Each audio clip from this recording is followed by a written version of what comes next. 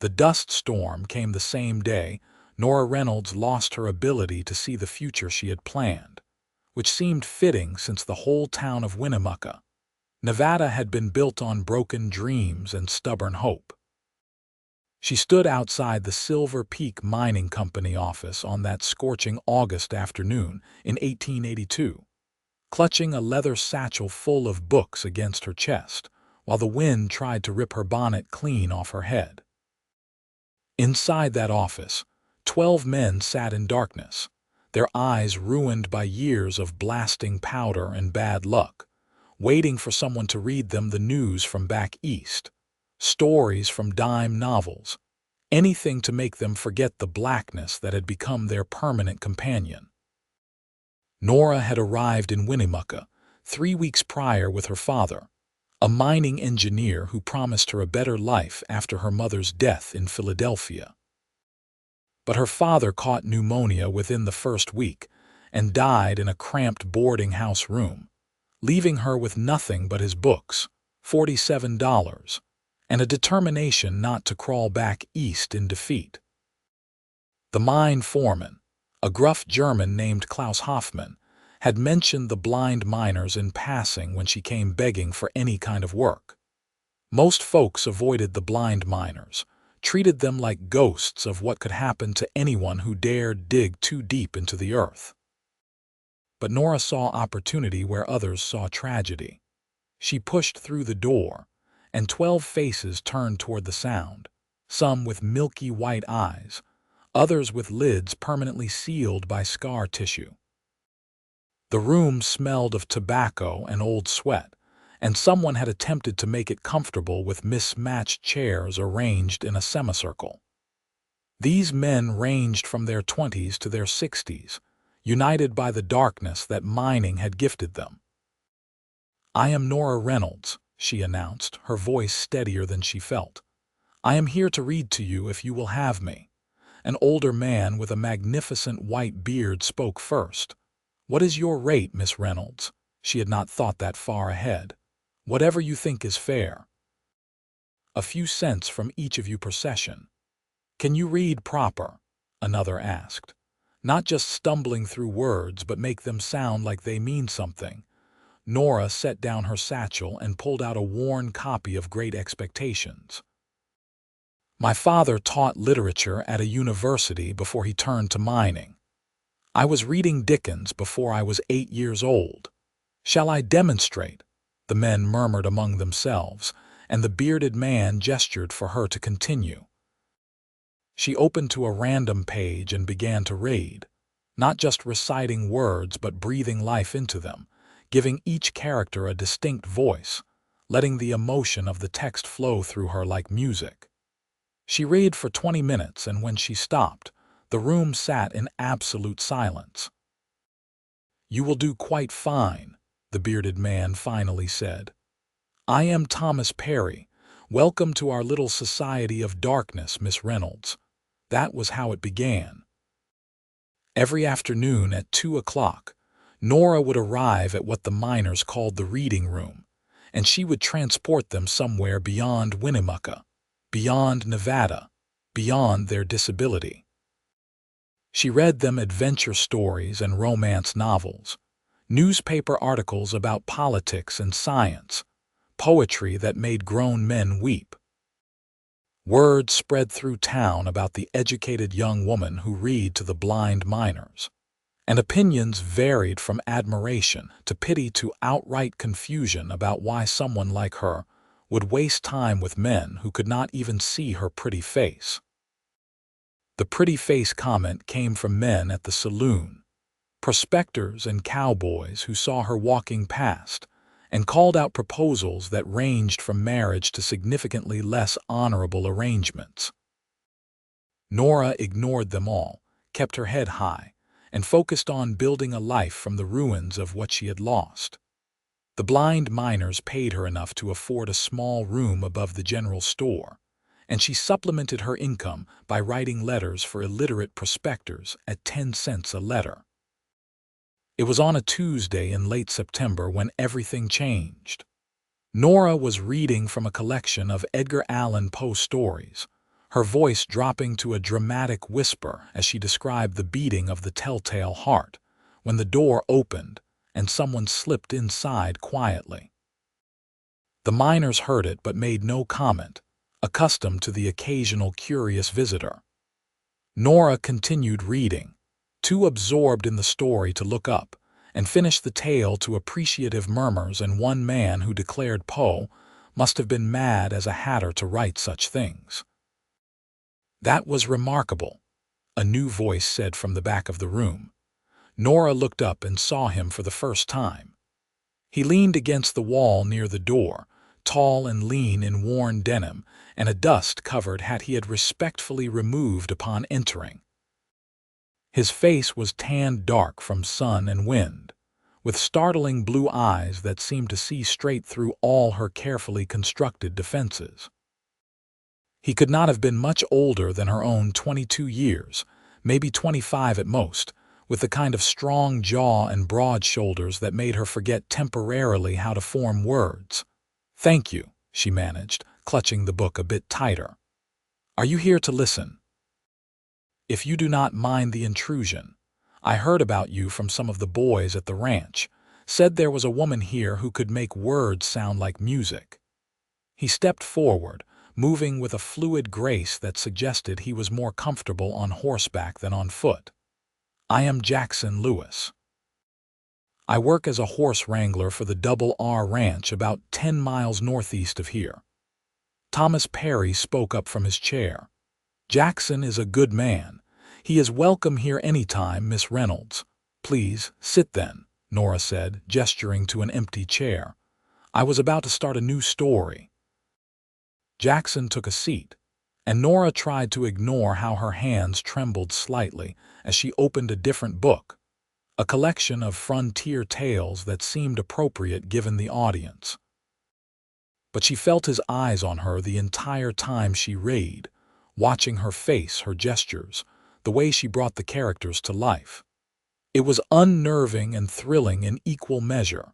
When the session ended, and the miners filed out with the help of companions or well-memorized paths, Jackson remained. He stood slowly, turning his hat in his hands. "I never learned to read proper," he said quietly.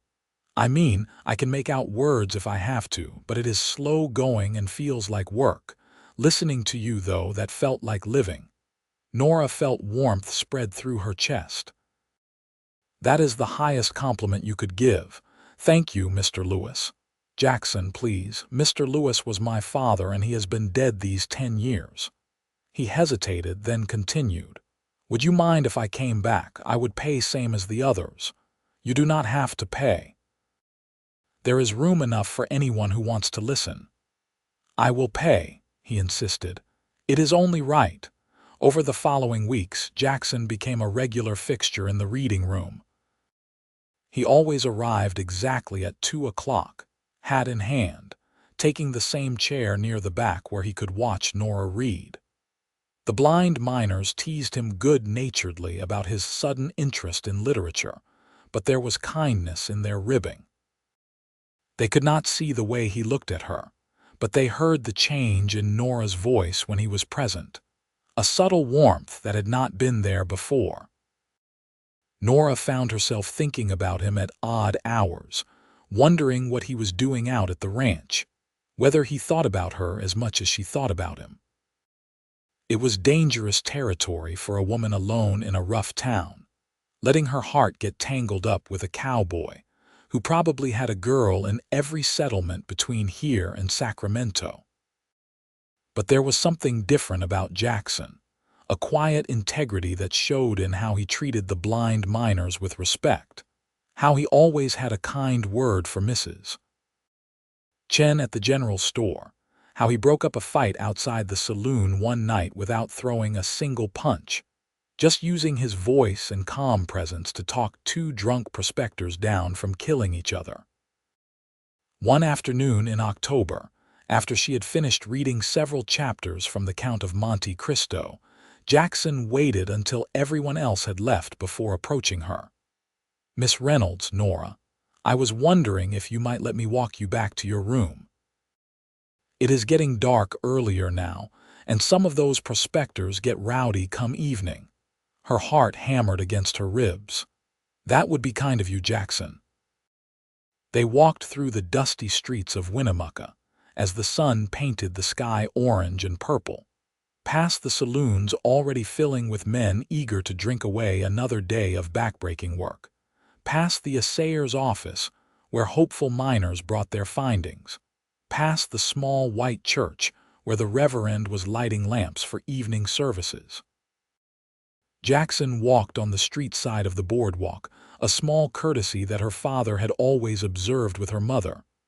"Can I ask you something personal?" Jackson said as they walked. "You can ask. I may not answer."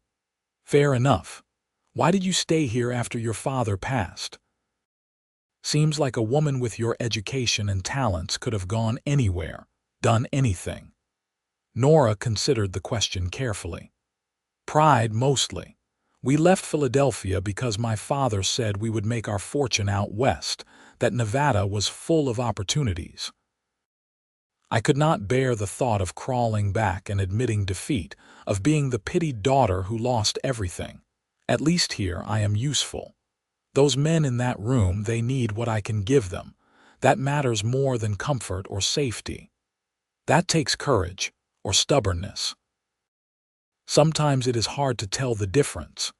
They reached the general store, and Nora paused at the bottom of the exterior stairs that led to her room. Jackson stood there looking at her, his hat still in his hands, turning it round and round. "I want to be honest with you," he said finally. "I did not start coming to those readings because I love literature. I came because the first time I saw you walking down the street, you looked so determined and fierce and beautiful that I forgot how to breathe.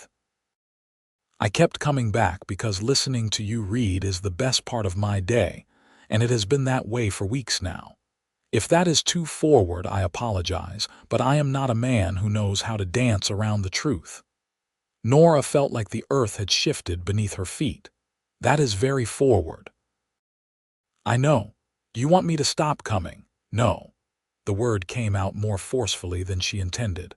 "No, I do not want that at all."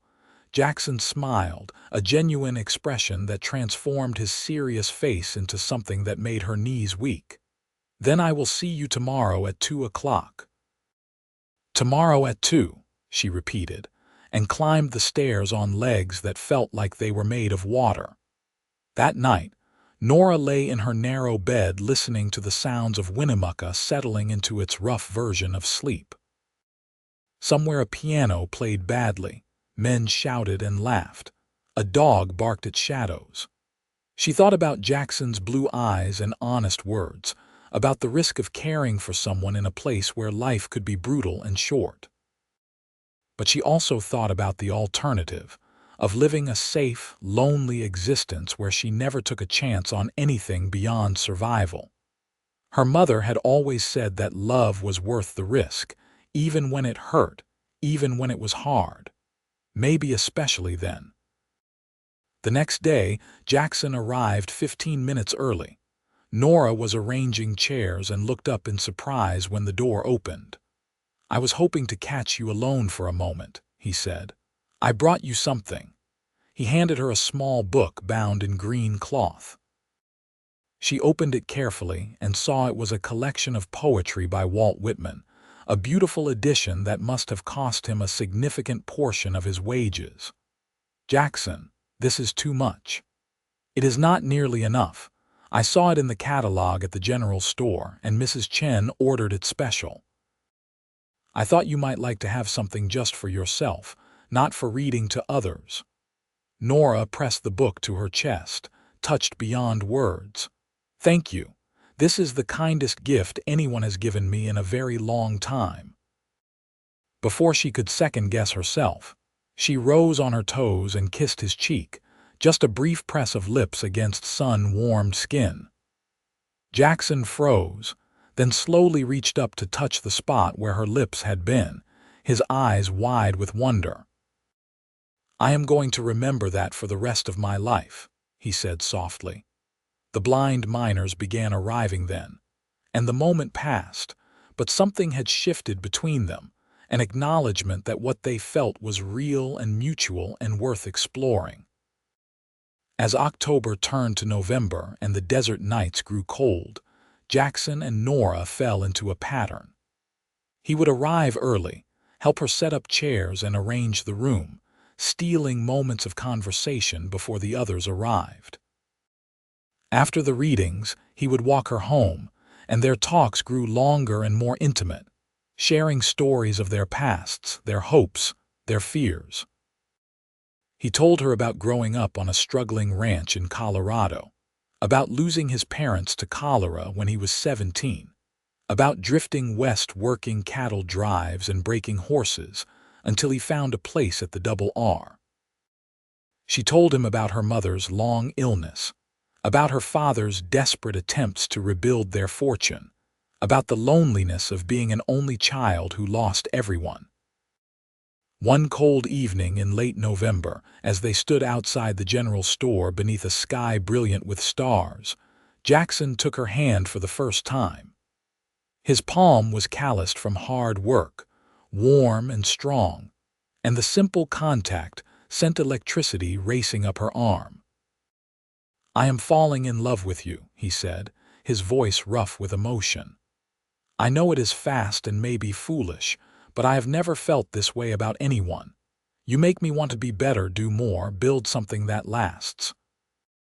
I do not have much to offer right now, just a cowboy's wages and a room in the bunkhouse, but I am saving every penny I can. I want a future, Nora, with you if you will have me." Nora felt tears prick her eyes. "I am falling in love with you too. It terrifies me because I have lost so much already, but I cannot seem to help it. When you walk into that room every day, everything gets brighter." Jackson cupped her face with his free hand, his thumb brushing away a tear that had escaped. "Then we will be terrified together." "That seems like a fair arrangement."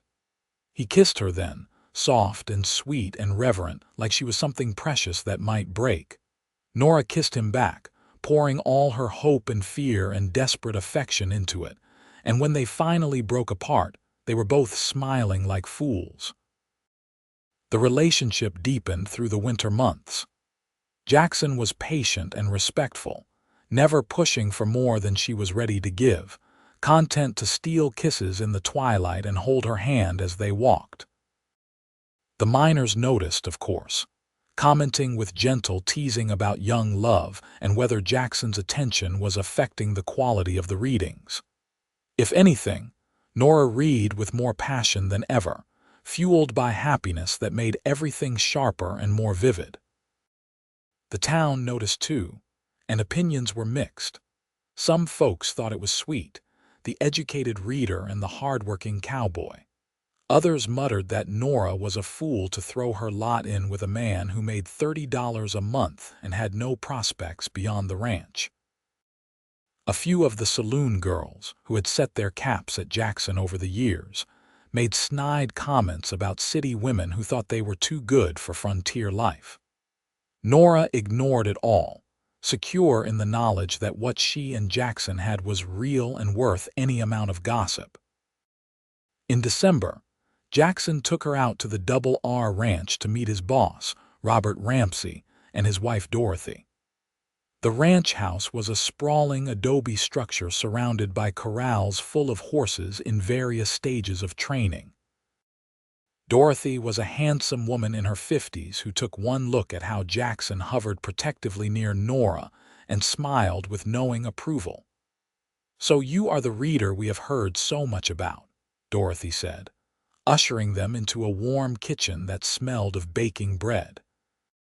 "Jackson has talked of little else for months. We were beginning to think he had invented you." "I assure you, I am quite real," Nora said, liking this straightforward woman immediately. They spent the afternoon at the ranch, and Nora got to see Jackson in his element, working with a spirited young mare who seemed determined to throw every rider who tried. Jackson was patient and calm, speaking to the horse in a low voice, never losing his temper even when the mare reared and nearly caught him with a hoof. Gradually, the horse settled, accepting his presence, and Nora understood that this was who he truly was, someone who could gentle the wild things through persistence and kindness rather than force. "He is good at what he does," Robert Ramsey said, coming to stand beside Nora at the corral fence. "Best horseman I have had in 20 years of running this ranch. I would like to make him foreman when my current man retires next year, give him a house on the property and a share in the profits. He has not accepted yet, says he has other considerations now." Nora glanced at the rancher, understanding the implication. "He has not mentioned it to me." "That is because he is waiting to see if you would be happy here, living on a ranch far from town and your work with the miners. Jackson is not the type to ask a woman to give up what matters to her." "No, he would not be," Nora said softly, watching Jackson run his hand along the mare's neck, praising her for her progress.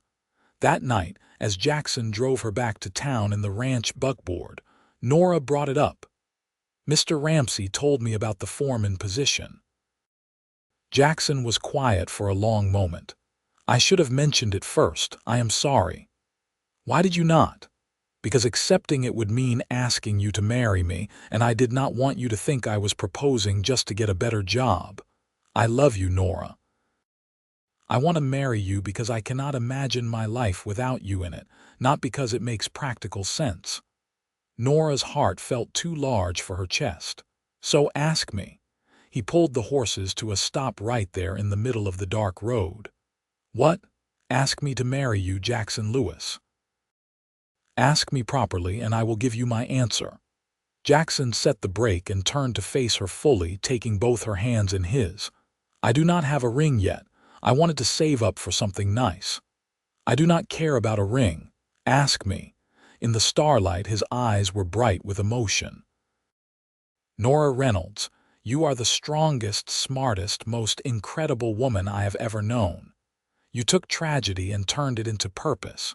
You brought light to men who live in darkness. You made me believe in the possibility of a good life, a real home, a future worth building. Will you marry me? Will you let me spend every day for the rest of my life trying to be worthy of you?" "Yes," she said, laughing and crying at the same time. "Yes, absolutely yes." He kissed her there in the buckboard under the Nevada stars, and Nora felt like her life was finally beginning, like everything before had been preparation for this moment. They were married in the small white church on a cold January morning in 1883. The blind miners all attended, dressed in their best clothes, and Thomas Perry stood up as a witness.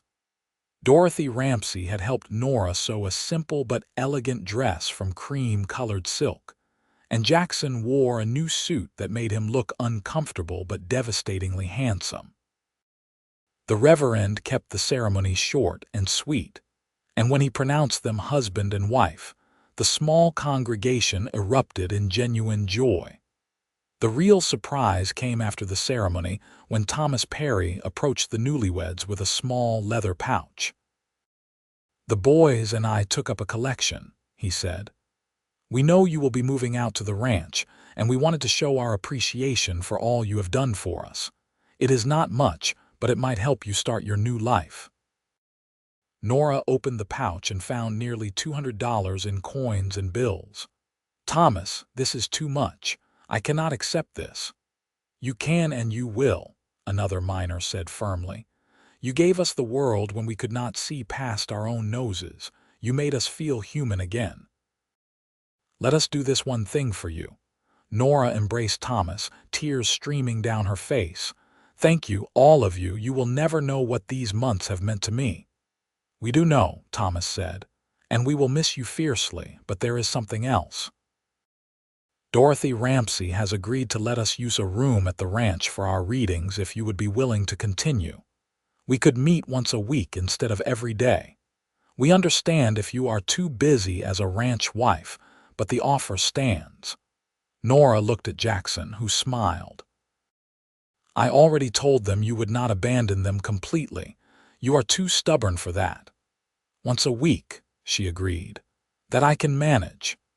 The celebration moved to the hotel dining room where Robert Ramsay had paid for a meal for everyone who attended. It was not fancy by city standards, but the food was good and plentiful, and the company was warm and full of laughter. Men who had worked with Jackson over the years stood up to tell embarrassing stories about his early days breaking horses, and one of the older miners recounted how Nora had once read a romantic passage with such feeling that 3 grown men had wept openly. Jackson and Nora sat side by side, hands clasped under the table, basking in the love and goodwill of people who had become their family. As the sun began to set, Jackson and Nora left in the buckboard, heading toward the ranch and the small foreman's house that would be their home. It was a 2-room structure made of adobe and wood, simple but solid, with a potbelly stove, a real bed frame that Dorothy had donated, and windows that looked out over the corrals and the vast desert beyond. "It is not much," Jackson said as he carried her over the threshold, a tradition he insisted on observing. "But I will add on to it as we grow. I have already talked to Robert about building another room come spring." Nora looked around at the clean, swept floors, the simple furniture, the wildflowers that Dorothy had left in a jar on the table. "It is perfect. It is ours." Their wedding night was tender and awkward and beautiful, 2 people learning each other in the most intimate way possible. Jackson was gentle and patient, and Nora felt safe in his arms, cherished in a way she had never experienced before. When they finally fell asleep tangled together in the narrow bed, Nora felt a peace that had eluded her since her father's death. Life on the ranch was different from anything Nora had known. She woke before dawn with Jackson, made breakfast while he dressed for the day, and sent him off with a kiss and a packed lunch. The work was endless, caring for their small home, learning to cook on the temperamental stove, helping Dorothy with ranch tasks when needed. But there was also time for reading, for walking through the desert in the early morning when the air was still cool, for sitting on the porch in the evening and watching the sunset paint the mountains in shades of gold and crimson. True to her word, every Wednesday afternoon, Nora returned to town in the buckboard and spent 2 hours reading to the miners in a comfortable room at the ranch that Robert had cleared out for them. The arrangement worked well, and Jackson often joined them after finishing his work for the day, sitting in his customary chair and watching his wife bring stories to life. One evening in late February, as they were preparing to head home after a reading session, Thomas Perry pulled Nora aside. "You are different lately," he said. "I can hear it in your voice. Happiness, yes, but something else too. Are you with child?" Nora felt her cheeks flush. She had suspected for a few weeks but had not been certain enough to tell even Jackson. "How did you know?" Thomas smiled. "I cannot see your face, but I hear everything else. Your voice has a certain quality, and you have been stopping more frequently during the readings, like you are feeling tired or unwell. My late wife had 7 children. I recognize the signs. I have not told Jackson yet. I wanted to be sure." "Tell him tonight. That man loves you more than anything in this world. This news will make him the happiest man in Nevada." Nora did tell him that night, as they lay in bed listening to the wind howl across the desert. Jackson went completely still when she spoke the words, then let out a whoop of joy that probably woke half the ranch hands in the bunkhouse. He kissed her stomach, her face, her hands, babbling about building a cradle and adding that extra room and how he would teach their child to ride before they could walk. "Jackson, breathe," she said, laughing at his excitement. "We have months yet." "I do not care. We are having a baby. An actual baby that is part you and part me." How am I supposed to be calm about that? He was not calm about it, not for weeks. He fussed over her constantly, worried about her riding in the buckboard to town, insisted she rest more, drove Dorothy and Robert half crazy with his anxious questions about what Nora should and should not do. Nora bore it with good humor, touched by his concern even when it became overwhelming. The baby came in early October, a long, difficult labor that left Nora exhausted, and Jackson pacing a trench in the ground outside the house. Dorothy served as midwife with the help of a doctor from town, and when the baby finally arrived with a lusty cry that could be heard across the ranch, Jackson burst into the room looking terrified. "A boy," Dorothy announced, placing the squirming bundle in Nora's arms. "A healthy, angry boy who does not appreciate being born." Jackson knelt beside the bed, staring at his son with an expression of pure wonder. "He is so small. How is something so small even possible?" "He will not stay small for long," the doctor said, packing up his instruments. "Congratulations, you two. He is a fine-looking child." They named him James Thomas Lewis, after Jackson's father and Thomas Perry, who wept openly when they told him. The miners all chipped in to buy a beautiful hand-carved cradle, and the ranch hands took turns whittling toys for the baby, who had become the entire ranch's unofficial mascot. Nora cut back on her reading sessions for a few months while she recovered and adjusted to motherhood, but by spring, she was back to her weekly visits with James bundled up and sleeping in a basket beside her chair. The blind miners loved having a baby in the room, taking turns holding him carefully, marveling at his tiny fingers and soft hair they could only experience through touch. Life settled into a rhythm of work and family and quiet joy.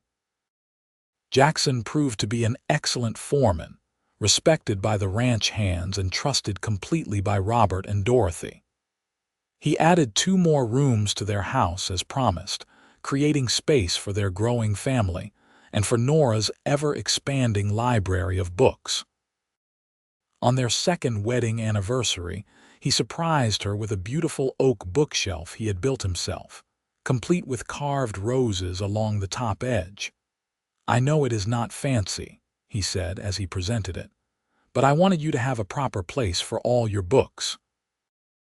Nora traced the roses with her fingers, overwhelmed by the love and effort that had gone into this gift. "It is the most beautiful thing anyone has ever made for me."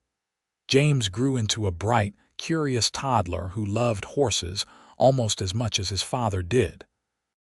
He would toddle around the corrals, fearlessly approaching animals that should have terrified a child so small, and the horses seemed to sense his innocence, lowering their heads gently for him to pat. Jackson taught him to ride before his 3rd birthday, sitting him on the gentlest mare on the ranch, and leading them around the corral while James shrieked with delight. Nora continued her reading sessions faithfully every Wednesday, and they became a fixture of ranch life. Other people started attending too, ranch hands and their families, folks from town who made the journey to hear her read. She became something of a local celebrity, the woman who could transport listeners to other worlds through nothing but words and passion. In the summer of 1885, Nora discovered she was pregnant again. This time, Jackson managed to contain his excitement to merely excessive rather than completely overwhelming. Their daughter arrived in March of 1886, a small, serious baby they named Caroline Dorothy Lewis, after Nora's mother and the woman who had become a second mother to them both. Dorothy Ramsey held her tiny namesake with tears streaming down her weathered face. "I never had children of my own," she said softly. "I always thought that would be my great regret, but having you two here, watching your family grow, it has filled that empty place in my heart." "You have been family to us from the beginning," Nora said, embracing the older woman. These children will know you as their grandmother because that is what you are. Life was good, better than Nora had ever imagined possible during those dark days after her father's death. But she never forgot where she came from, the loneliness and fear that had driven her to the reading room in the first place. She made sure to hire women who were struggling, giving them work helping with the children or the house, paying them fair wages and treating them with respect. When a young widow arrived in Winnemucca with 3 children and no prospects, Nora helped her find work at the ranch and a place to live. When a miner lost his sight in a blasting accident, she made sure he knew about the reading sessions and helped him learn to navigate his new reality. Jackson watched his wife's kindness with pride and love. "You have the biggest heart of anyone I have ever known," he told her one night as they sat on the porch watching their children play in the fading light. "I just remember how scared I was," Nora said. "How alone I felt. If I can keep someone else from feeling that way, then everything I went through has purpose." The years rolled by, marked by changing seasons and growing children, by horses broken and cattle sold, by books read and stories shared. Thomas Perry passed away peacefully in his sleep in the winter of 1888, and Nora wept at his funeral, mourning the kind man who had been the first to welcome her into the community of blind miners. But the reading sessions continued. A new generation of men whose eyes had been ruined by the unforgiving work of mining, and Nora read to them all. James started school in Winnemucca, riding into town with his mother each Wednesday and attending classes while she did her reading session.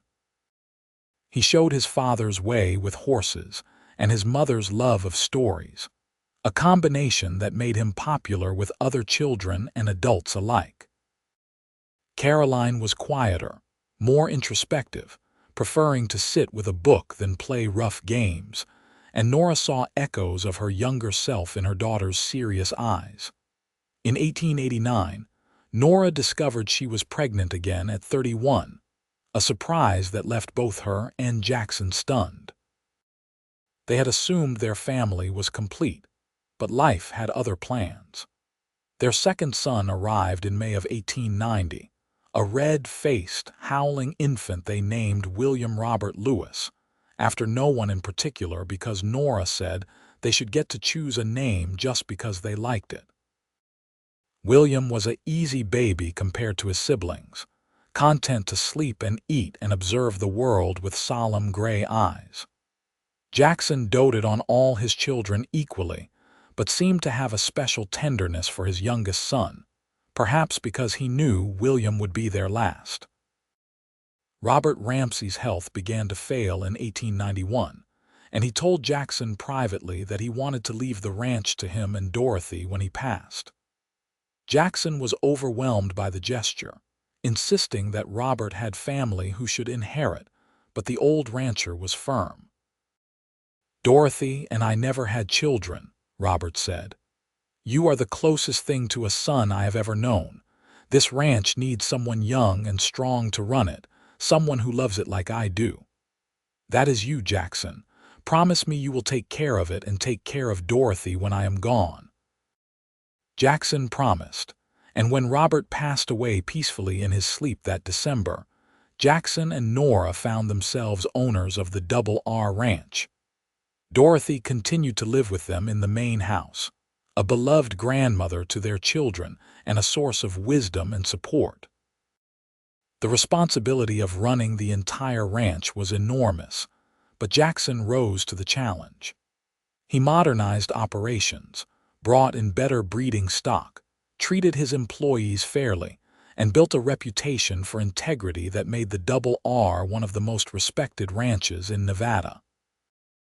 Nora managed the business side of things, her education finally put to use in ways her father would have approved, keeping books and handling correspondence and negotiating deals with buyers. Through it all, she never stopped her Wednesday reading sessions. They were as much a part of her identity as being a wife and mother, a promise she had made to men who lived in darkness that she refused to break.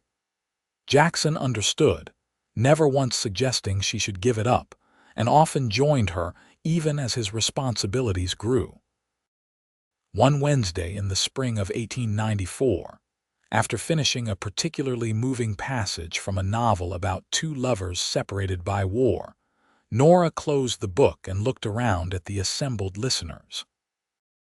The group had grown over the years to include not just blind miners but their families, ranch hands, town folk, anyone who wanted to hear stories brought to life.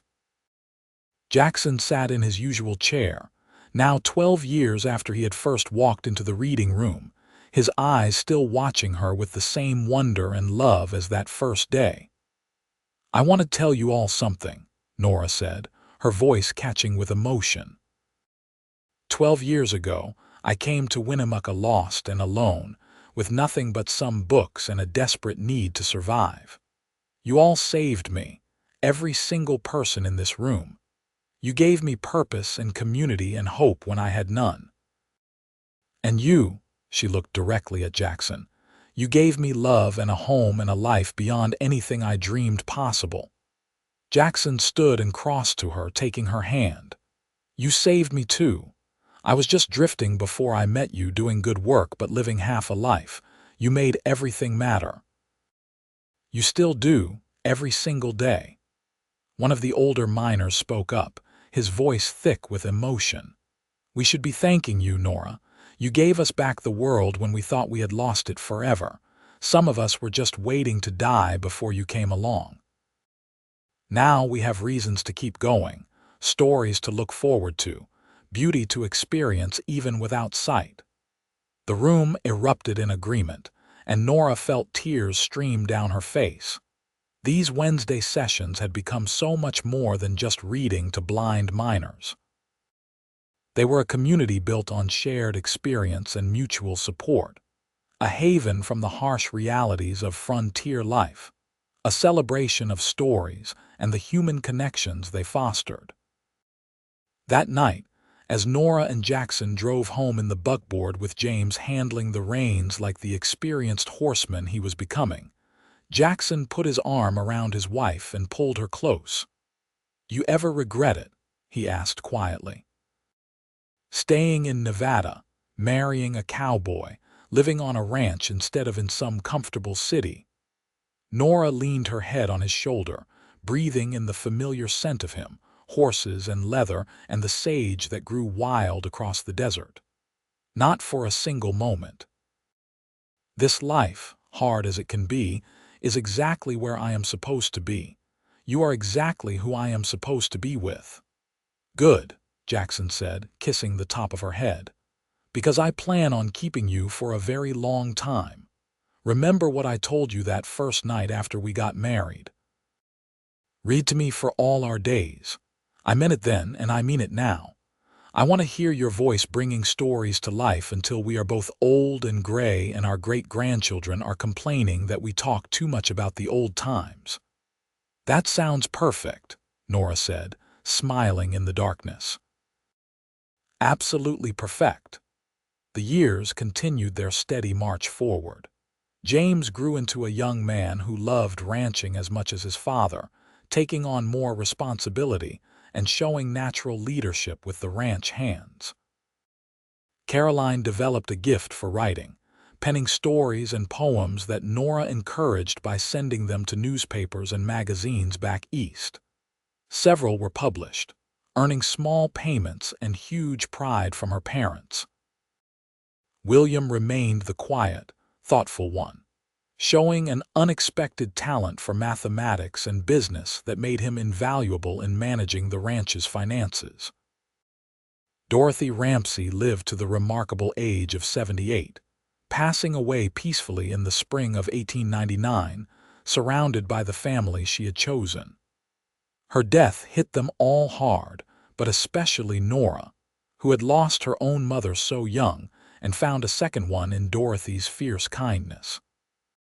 "She loved you like a daughter," Jackson said as they stood at Dorothy's grave. "She told me once that you were the daughter she had always prayed for. Thank you for loving her back, for making her last years so full of joy. The ranch prospered under Jackson's management, growing from a modest operation to one of the largest and most successful in northern Nevada. But success never changed him.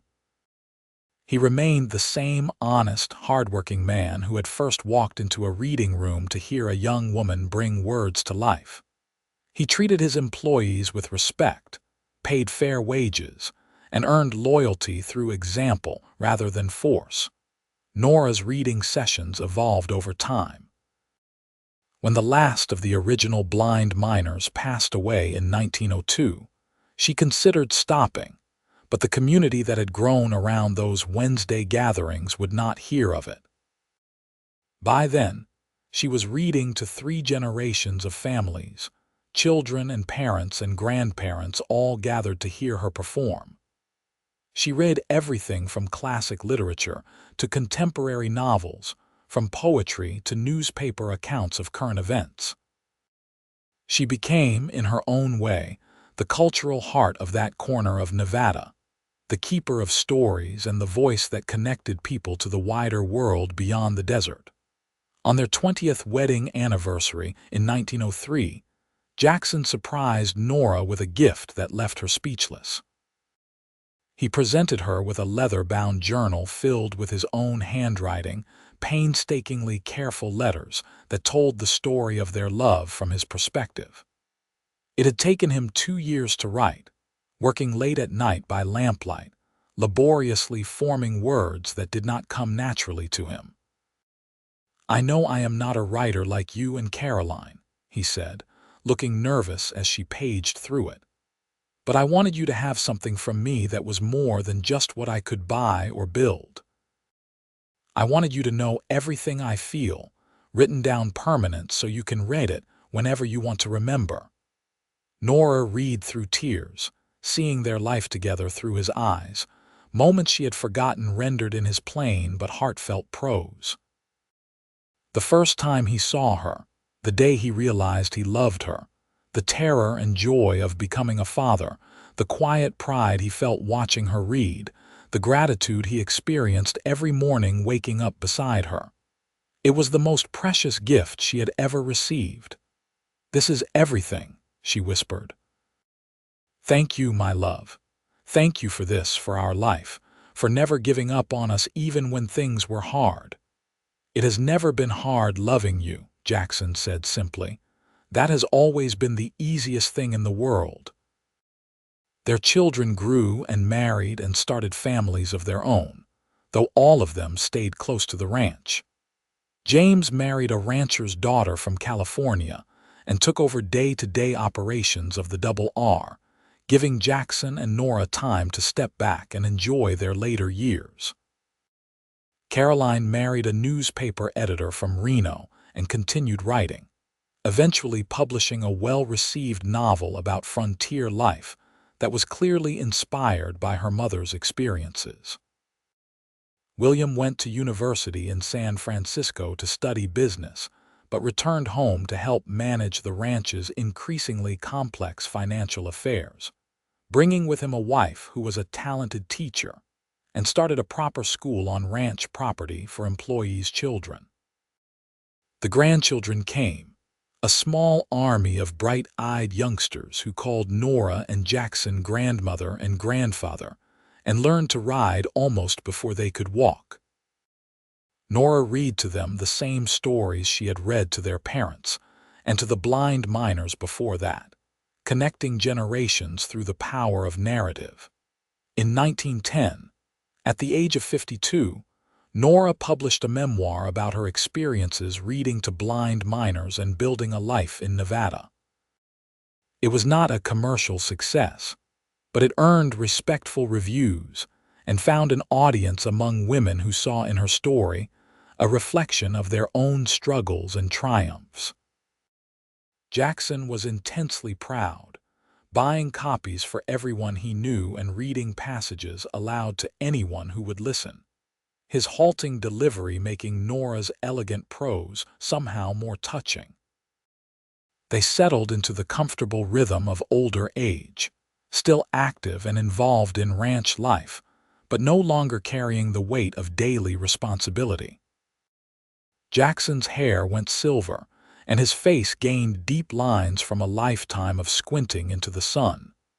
But his eyes remained as blue and adoring as ever when he looked at his wife.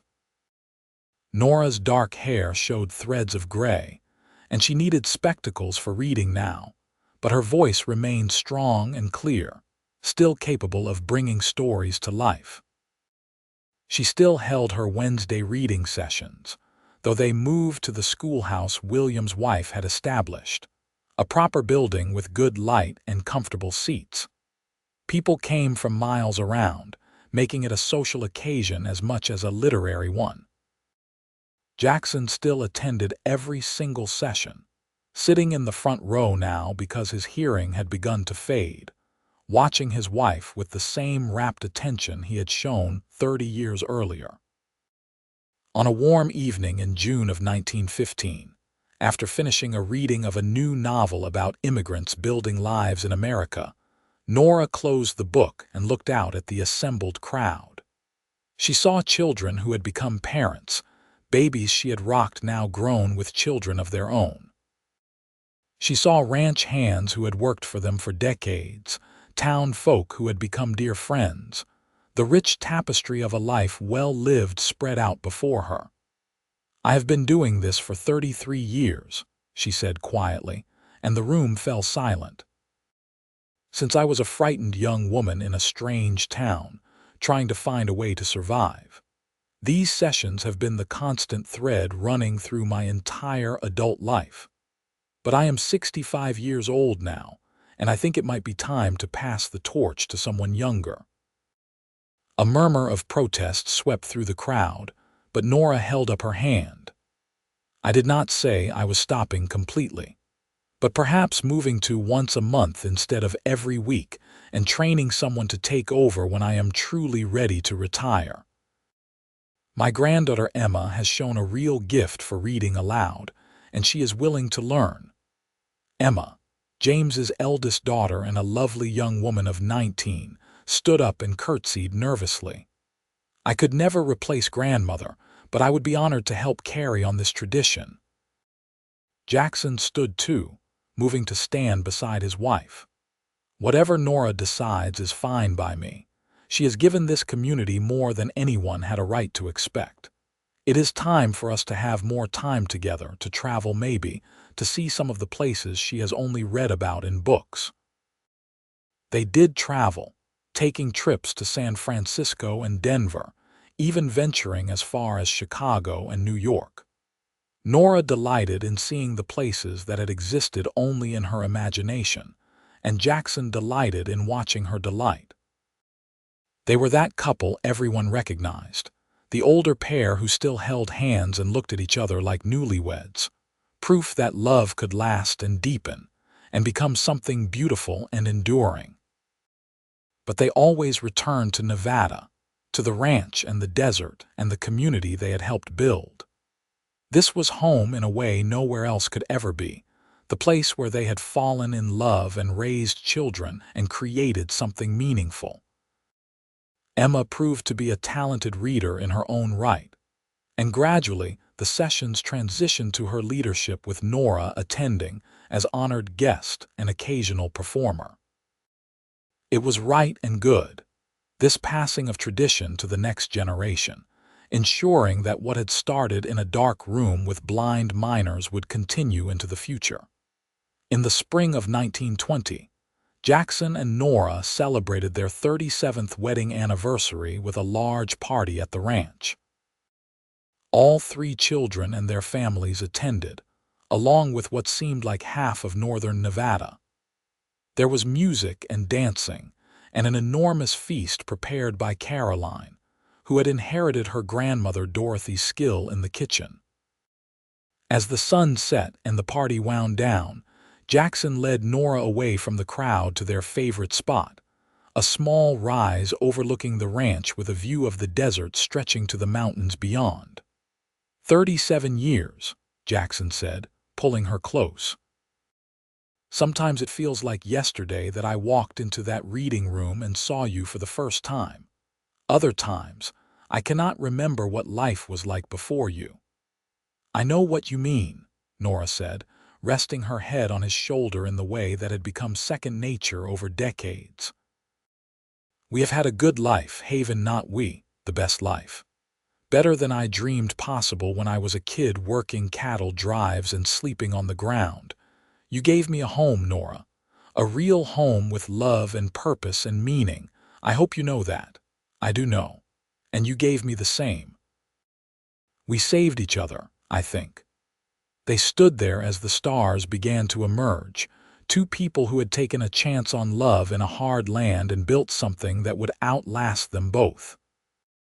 The ranch they had nurtured, the children they had raised, the community they had fostered through something as simple as reading stories aloud, all of it was their legacy. "You remember what you said to me that night after we first got married?" Jackson asked softly. "I asked you to read to me for all our days. I remember everything about those early days, every word, every touch, every moment of falling in love with you. Well, I want to revise that request slightly. I want you to read to me for all our days, and when our days are over, I want to imagine we will find each other in whatever comes next, and you can read to me through all of eternity. Because listening to your voice is still the best part of any day, and I cannot imagine existing in any form without it." Nora turned in his arms and kissed him, a kiss that held 37 years of love and partnership and shared joy. "That sounds like the perfect forever to me." The years that followed were gentle ones.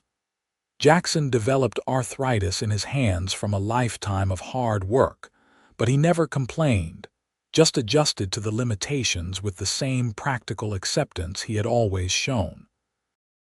Nora's eyesight continued to decline despite the spectacles, but she could still read with enough light, still bring stories to life for the grandchildren who gathered around her knee. They grew old together with grace and humor, teasing each other about forgotten names and creaking joints, but never losing the fundamental affection that had always defined their relationship. Even as their bodies aged and slowed, the love between them remained vital and strong. Emma took over the reading sessions completely by 1925, and Nora attended as audience rather than performer, sitting beside Jackson in the front row and holding his hand while her granddaughter carried on the tradition. It was bittersweet, letting go of something that had defined so much of her life, but also satisfying to see it continue and evolve. Jackson's health began to fail in the winter of 1927. It was nothing dramatic, just a gradual slowing down, a weariness that even rest could not cure. The doctor confirmed what they all feared. His heart was wearing out after 70 years of hard use. There was nothing to be done except make him comfortable and wait. Nora barely left his side those final weeks. She set up a comfortable chair beside his bed and read to him for hours. Everything from the adventure stories they had shared when they were young to poetry to the newspaper accounts of current events. Jackson would lie there with his eyes closed, a small smile on his face, occasionally reaching out to touch her hand to make sure she was still real and present. "You are still the most beautiful thing I have ever seen," he told her one afternoon in early March, his voice weak but sincere. "Even better than the first time I saw you, because now I know everything about you and I love all of it." "Hush," Nora said, tears streaming down her face. "Save your strength." "For what? I am dying, Nora, we both know it. Let me say what I need to say while I still can." He gripped her hand with what strength remained. "Thank you for 37 years of happiness. Thank you for our children and grandchildren. Thank you for reading to me every single day of our life together. You made good on that promise, and I want you to know it meant everything." "It meant everything to me too," Nora whispered. "You were my great love, Jackson Lewis. You were everything good in my life." He died 3 days later with his family around him, passing peacefully in his sleep in the early morning hours. Nora held his hand as he took his last breath, feeling a piece of her soul go with him. They buried him on that rise overlooking the ranch, the spot where they had spent so many evenings watching the sunset together, and half of Nevada came to pay their respects to a man who had lived with integrity and kindness. The grief was enormous, a physical weight that made breathing difficult. Nora moved through the days after the funeral in a fog, performing necessary tasks, but feeling utterly hollow. How did one continue after losing their other half, the person who had been the center of their world for nearly 40 years? But she did continue, because that was what Jackson would have wanted.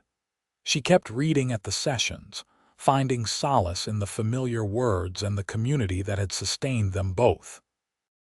She spent time with her children and grandchildren, finding Jackson's features echoed in their faces, his mannerisms reflected in their gestures. She wrote long, thoughtful pieces about love and loss, and the privilege of having loved so deeply, some of which were published in magazines and brought comfort to other widows navigating the same dark waters. Emma and her new husband moved into the main house with Nora, giving her company and care without making her feel diminished. It was a good arrangement, providing Nora with the space to grieve while ensuring she was not alone. On what would have been their 40th wedding anniversary, Nora took a copy of Great Expectations and Jackson's journal up to his grave. She sat in the grass and read aloud, just as she had done thousands of times during their life together, giving voice to the words even though he could no longer hear them. It became a weekly ritual, reading to Jackson on the hillside, and she found it comforting to maintain that connection.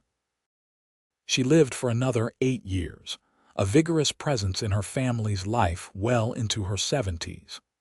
She published a second memoir about her life with Jackson that became a modest success, inspiring other women with the story of their love.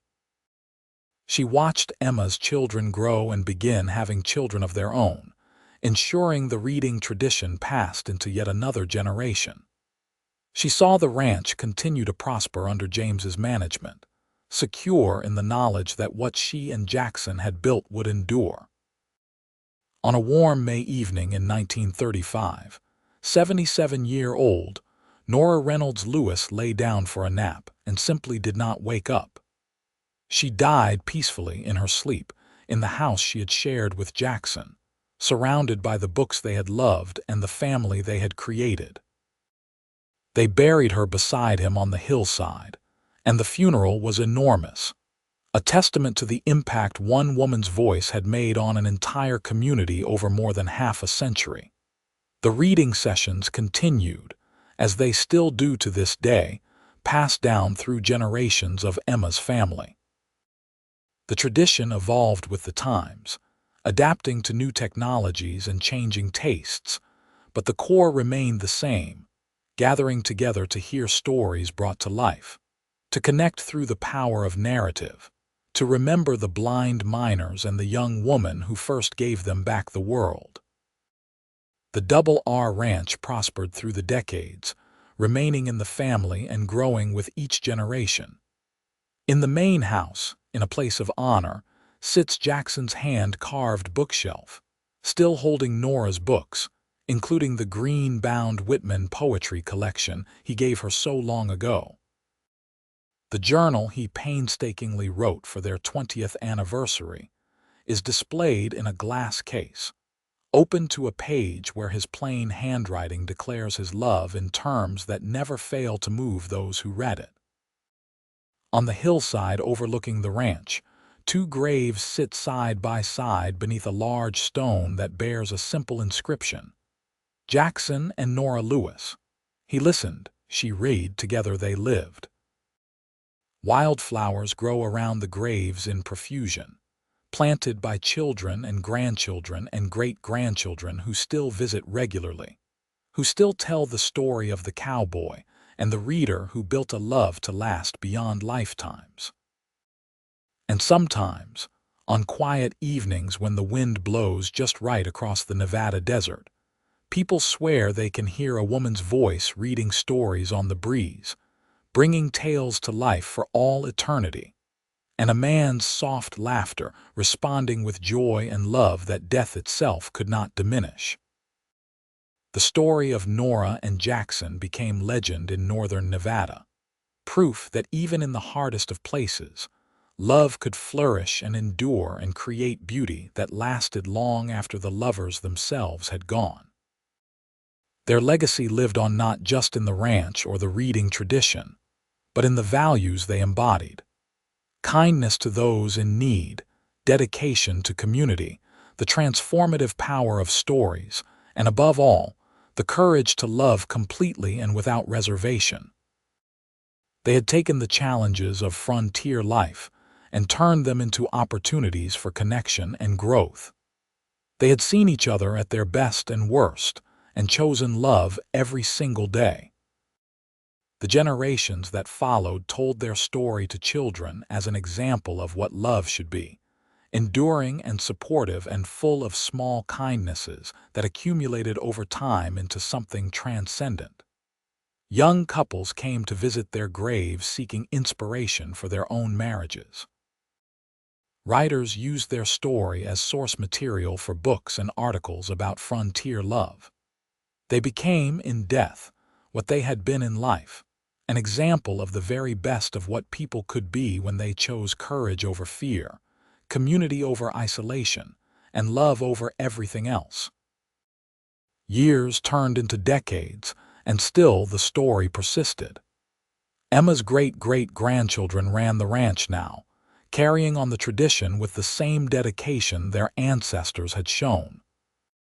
The reading sessions, adapted now for modern audiences but maintaining their essential character, continued every Wednesday, an unbroken chain connecting back to that first day in 1882, when a frightened young woman offered to read to a group of blind miners and found her calling.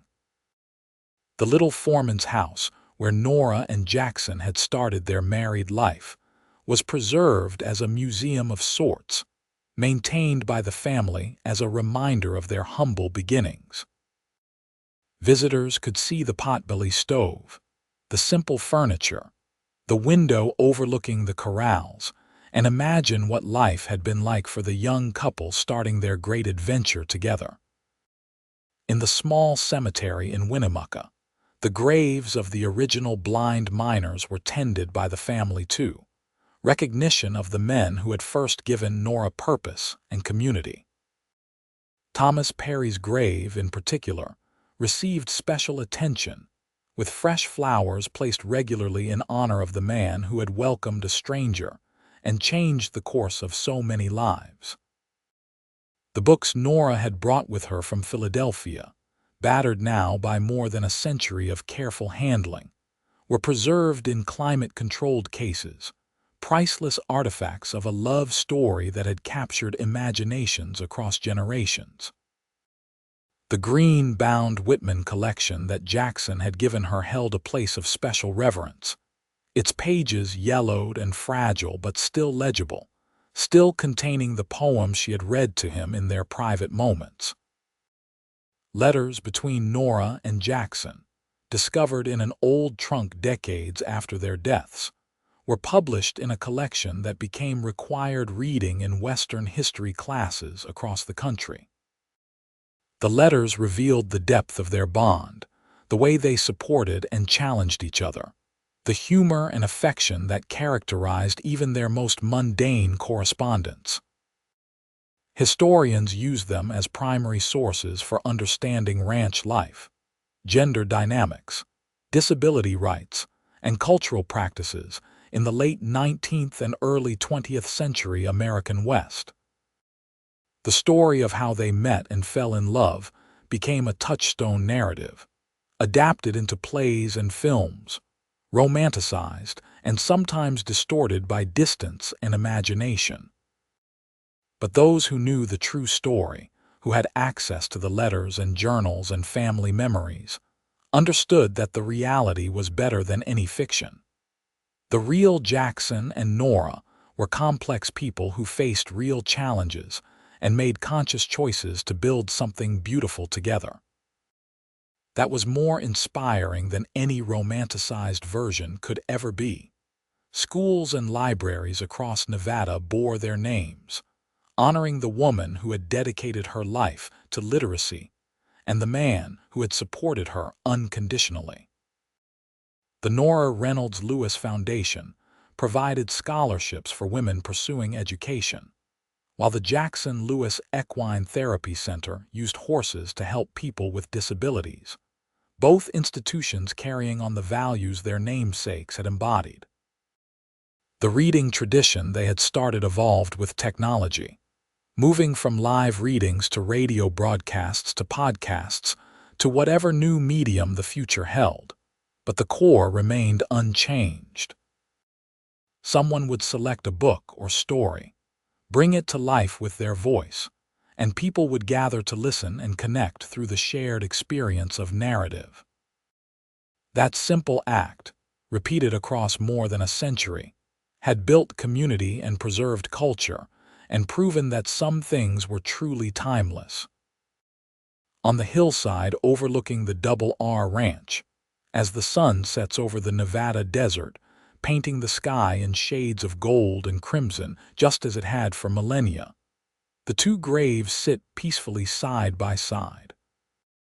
The wildflowers bloom and fade with the seasons, birds nest in the sage brush, and the wind carries the scent of dust and horses and the wild herbs that grow in profusion across the range. It is a good place to rest, overlooking everything they had built together, testament to lives well lived and love that transcended time. And the story continues, passed from generation to generation, ensuring that Jackson Lewis and Nora Reynolds are never truly gone. They live on in every story read aloud, every act of kindness shown to someone in need, every couple who chooses to love courageously and completely. They proved that even in the hardest of circumstances, beauty and joy and enduring love were possible.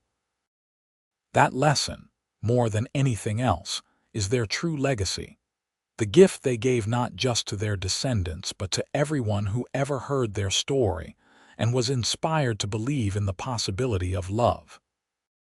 The cowboy and the reader, bound together across eternity by words and wonder, and a devotion that death itself could not diminish. Theirs was a love for the ages, and it would never be forgotten.